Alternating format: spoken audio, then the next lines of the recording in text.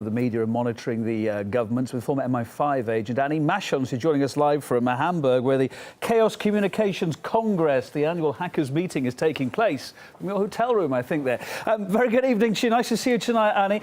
In his address, I guess you listened in, Glenn Greenwald was pretty tough, wasn't he, on his fellow journalists? Is he right? I mean, after all, little concession, British TV did show that alternative Christmas speech, didn't it? It aired it from Edward Snowden.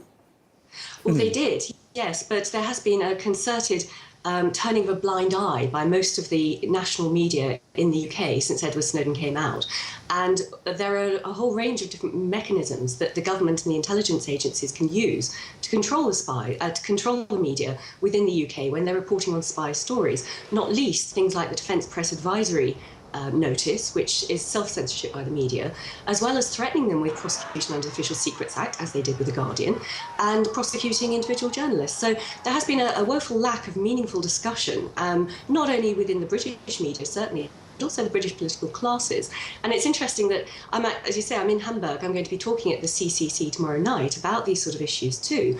And it's great to see the biggest Chaos Computer Club gathering yet of people from across the world, and particularly Europe, who are very, very angry about this. They cannot guarantee that their governments can protect their privacy anymore, so they want to take it into their own hands, and quite right.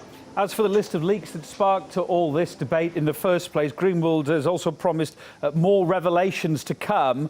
I don't know about you, every new leak seems less surprising. Maybe we're just becoming immune to it, are we?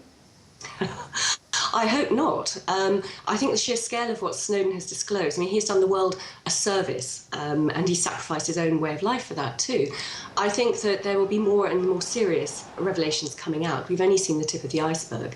And the fact, you know, it's great that there is a debate in America about constitutional rights and everything, but it's so much pantomime. Because even if a decision is made within the US establishment, the US government, to rein in the powers of the NSA within the United States of America, it still means they can investigate the rest of us around the world. We have no rights under their law.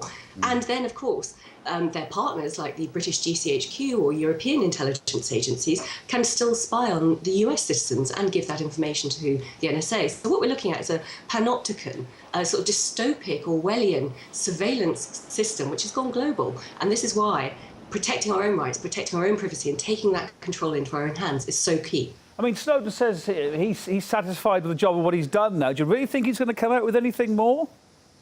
I don't think it's in Snowden's hands anymore. I mean, bear in mind, of course, he has temporary asylum anyway in Russia on the understanding that he won't leak anything further. But of course, he can't control what Glenn Greenwald or Laura Poitras or any of the other journalists who've been working with him have in their possession and want to push out. So I think there will be a lot more revelations coming out, a lot more very fundamental disclosures.